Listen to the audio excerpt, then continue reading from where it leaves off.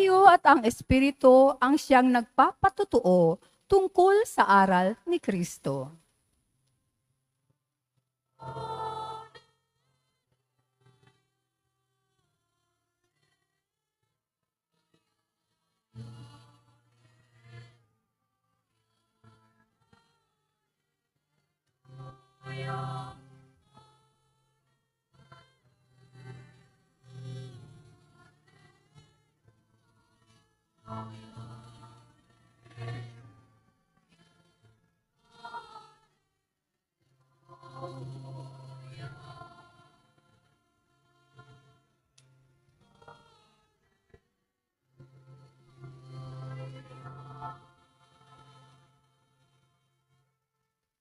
Sumainyo ang Panginoon. At sumaiyo rin. Ang mabuting balita ng Panginoon ayon kay San Mateo.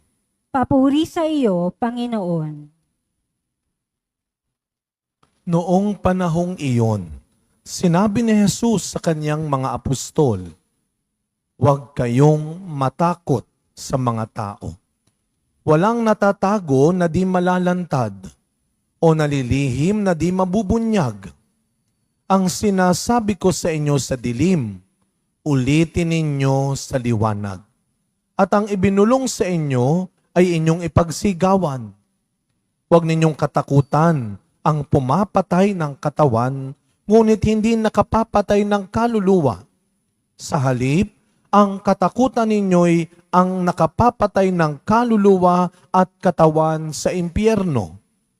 Hindi ba ipinagbibili ang maya ng 2 pera? Gayunman, kahit isa sa kanila'y hindi nahuhulog sa lupa kung hindi kalooban ng inyong Ama. Maging ang buhok ninyo'y bilang na lahat. Kaya huwag kayong matakot. Higit kayong mahalaga kaysa libo-libong maya. Ang sino mang kumilala sa akin sa harapan ng mga tao ay kikilanlin ko rin naman sa harapan ng aking Amang nasa langit.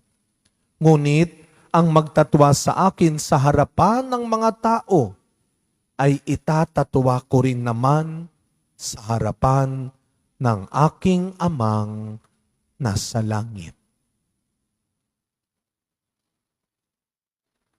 Mga kapatid, ang mabuting balita ng Panginoon. Pinupuri ka namin, Panginoong Hesukristo. Magsiupo pa na lahat. Good afternoon po sa inyong lahat. Good afternoon po. Batiin ho natin ang mga katabi ho natin ng good afternoon. Tayo po ay nasa 12 linggo sa karaniwang panahon, mga kapatid. Kinukwento ko kay Brother Mart kanina. Naiintindihan ko naman ho kayo.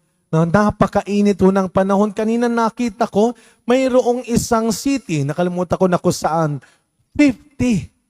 Ang init. 50. Kaya sabi ko kay Brother Mart, rinig na rinig ko yung tunog ng inyong mga electric fan. No? Awang-awa ho ako sa inyo. Huwag ko kayo mag-alala, na intindihan ko ho. Dahil mas malakas ho yan kaysa Diyos sa LLC natin. Dahil napakainit ng panahon. Ordinaryong panahon. Pero itong linggong ito, mga kapatid, ay ginawang extraordinary ng pagdiriwang natin. Bagamat ito'y karaniwang panahon, ang linggong ito ay naging extraordinary dahil sa isang extraordinaryong tao rin sa buhay natin. Na kaya inaalala natin, pinagdarasal natin ang mga haligi ng tahanan ng ating pamilya. Kaya, bigyan natin ng palakpak at pagbati ang mga tatay natin sa linggong ito. Happy Father's Day po sa inyo. Kung kasama ninyo ay mga tatay, pakibati ninyo ng Happy Father's Day.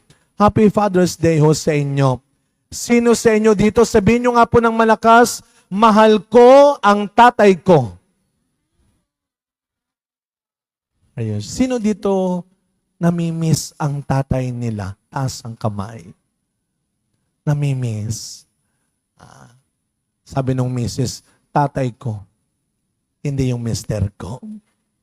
Tatay ko. Namimiss natin ang tatay natin. Ako ho, kinder, nung namatay ang aking tatay. Ang edad ho niya nung siya'y namatay, meron akong second father. Pero yung tatay ko talaga namatay siya nung kinder ako. Ang edad ho niya, 34 years old. Napakabata. Dahil ho sa heart enlargement. At nung ako po ay nasa minor seminary naka-assign, isang gabi, umuwi yung mga estudyante ko, nasa third floor ang kwarto ko, so walang taong iba. Abay, nung gabi, nakaramdam ako ng sikip ng dibdib. Yang kinamatay ng tatay ko ay heart attack.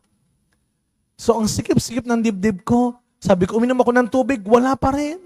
Matutulog na ako, tinaasan ko na yung unang ko, masakit pa rin ang dibdib ko.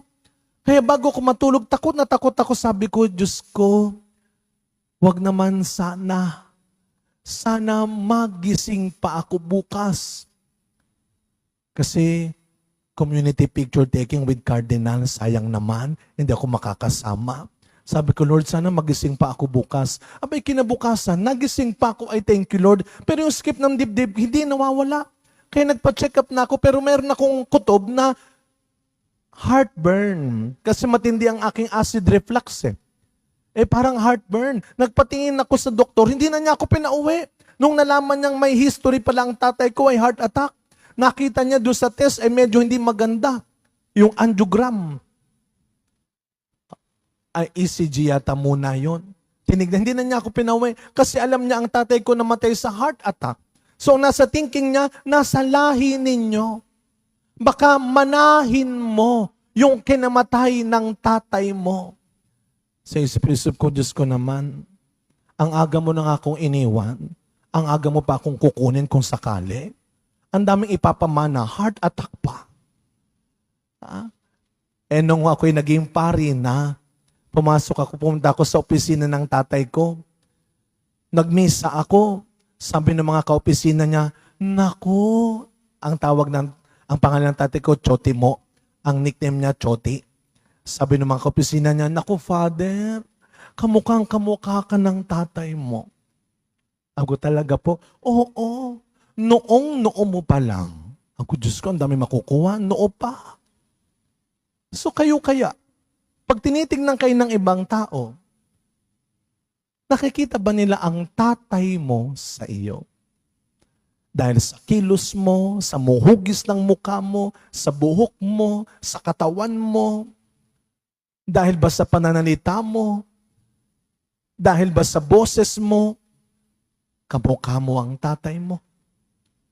Mga kapatid, sa mga pagbasa natin sa linggong ito, pinapaalala sa atin kung ano ang dapat nating manahin sa Ama natin sa langit. Tandaan natin, minsan pang tinuro ni Kristong magdasal ang mga alagad. At ano ang dasal na tinuro ni Kristo? Ang pinakamahalagang dasal na tinuro niya, Ama namin. Kaya sabi ni Kristo, kung magdadasal kayo, ganito kayo magdadasal. Tawagin ninyo ang Diyos na Ama. Kaya kahit na ang mga ama natin sa lupa ay naging pabaya, kahit na may mga tatay na naging irresponsable, kahit na may mga tatay tayong kinainisan natin dahil sinasaktan tayo, dahil pinapagalitan tayo, dahil kinalimutan na tayo, lagi niyong tatandaan, tawagin ninyo ang Diyos na Ama. At kung ang Diyos ay inyong Ama, dapat magmana kayo sa Kanya. Kaya pag sinabihan kang kamukha ka ng tatay mo, huwag kang magalit. Tatay mo, alam nga kamukha ka ng kapitbahay ninyo. Kamukha ka ng teacher mo. Kamukha ka ng karpentero ninyo. Kamukha ka ng ibang tao. Pag sinabing kamukha ka ng tatay mo, malamang tatay ko siya. Kaya kung ang Diyos ay ating Ama, anong minana mo sa Kanya? Sabi sa unang pagbasa, huwag kayong papatol sa mga gumagawa ng mali at masama sa inyo. Tularan ninyo ang inyong Ama sa langit. Huwag kayong mag-alala. Meron tayong Ama sa langit na makatarungan. Siya ang hahatol. Huwag kang papatol. At sabi sa ating ikalawang pagbasa, huwag kayong mag-alala. Kung nagkasala ang unang tao, hindi siya kinalimutan ng Diyos. Kaya nga ano ang sabi ng Diyos? Ikaw ay magiging aking muli. Hindi ka pinabayaan at hindi ka pababayaan ng Diyos. Gagawa at gagawa ng paraan ang Ama natin sa langit para mabawi ka. Gumawa ng paraan ang maraming tao para masaktan ka, masira ka, mapahamak ka. Huwag kang mag-alala. Huwag mong bibitawan at huwag mong tatalikuran ng Diyos. Dahil gagawa at gagawa siya ng paraan para mabawi ka. At anong sabi sa ating ebanghelyo ngayon? Huwag kayong matakot. Huwag kayong matakot. Meron tayong Ama sa langit na higit na nakakaalam ng pangangailangan natin. May mga pagkukulang man ng ating mga ama dito sa lupa, lagi nating tatandaan, ang Ama natin sa langit ay hinding-hindi kailanman mauubusan at magkukulang. Kaya nga ano ang ating minana rin kay Kristo na ating kapatid? Ang pagmamahal niya sa kanyang Ama. At paano pinakita ni Kristo ang kanyang pagmamahal sa Ama? Sa pagiging masunurin. Kaya yung ginawa ni Kristo pagpapakain sa mahihirap, pagpapakain sa mga nagugutom, pinagaling ang mga may sakit, pinatawad ang mga nagkasala, lahat ng iyon ay minana ni Kristo sa kanyang Ama. Kaya bilang mga Kristiyano, bilang mga kapatid ni Kristo, sana yung ating ginagawa ng ating kapatid na si Kristo, ang siyang ginagawa rin natin. Kaninang umaga, nakakatuwa hong ibalita sa inyo, ma-share sa inyo, kasama ni Brother Mart, kasama niya ang ilang mga sakristan, ilang mga kabataan, simple lamang, may nagbigay po ng mga pagkain kaninang umaga. Dito para sa atin, meron nang nagbigay din ng palugaw, abay sobra-sobra. Kapag nagkaroon tayo ng sobra-sobra, huwag mo nga hayaang maging madamot at kahaman ka. Kaya ka binigyan ng sobra, dahil ikaw ang pinipili ng Diyos na magbigay sa iba. Mamili ka, sobra ka o kulang na kulang ka. Kaya pag binigyan tayo ng sobra, ipasa mo sa iba. Hindi mo dapat ikatakaw yon. Ikadamot yon. Kaya ang ginawa nila kanina, nag-ikot sila dito lang sa community. Ilang mga tatay nating driver at vendors ang kanilang binigyan. At sana mga kapatid, ito ang manahin natin katulad nila. Sa pagkapatuloy ng misa natin, hindi natin kinakailangang maging sobra-sobra araw-araw. Ang kinakailangan lang natin, maging manang-mana sa Ama natin. Sana araw-araw, yung sinasabi sa Ebanghelyong huwag tayong matakot, huwag tayong matakot kapag tinawag tayong maglingkod, tumulong, magpatawad. Marami man ang hindi makakaintindi at tatanggap ng sinasabi nating totoo at ginagawa nating mabuti. Meron tayong Ama sa langit na laging nakakakilala at nakakakita sa kanyang mga anak.